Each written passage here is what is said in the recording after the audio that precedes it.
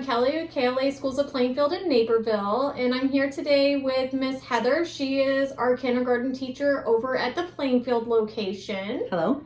Today we want to talk about kindergarten readiness. When the kids are coming in from a FORS program, what is important for them to work on through the summer if their children are not with us?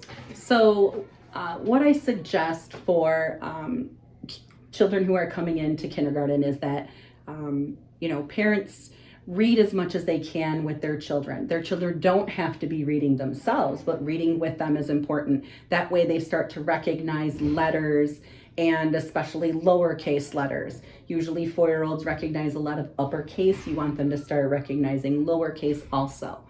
Also recognizing at least 1 through 10, the numbers 1 through 10, because in kindergarten we start working on up through 20 and talking about those numbers.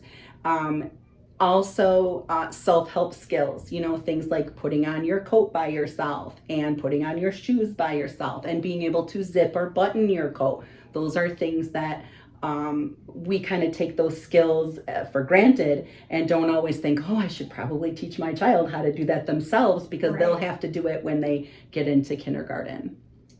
And once they're in your classroom, what would you say is probably the hardest transition from a FORS program into your kindergarten classroom? I've noticed that because they're not taking naps anymore, and we're a busier class, we're going all day long, we're doing things all day long, that the children tend to get tired. By Friday, they're pretty wiped out. As far as, being in my classroom, the expectations are a little bit more, I wouldn't say more demanding, but just more, taking care of things in the classroom, being responsible for your own things, and helping out in the classroom. There's a lot of taking care of so that they take charge of the environment. As far as academically, we don't do worksheets until after probably around January. Sure. So a lot of that doesn't go home. You won't see that. We are still working on all those skills in class, but no worksheets. So the transition is a little smoother because they don't just come in and automatically they're working on worksheets. Sure. So what I took from that is maybe through June and July, maybe if your children are still napping, maybe start transitioning them out of that nap time and getting them used to that long day or longer day. Right.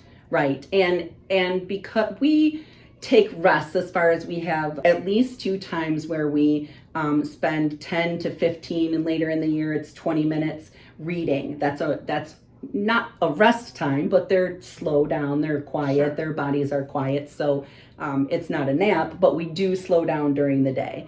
And we also go outside twice a day. We're lucky we get to go outside at 9 a.m. and we get to go outside after lunch, so we do get some of that energy out. But definitely prepping children to be able to handle that longer day would be beneficial. Wonderful. Thank you so much, Heather, for your time and just giving us some of your knowledge. You're welcome.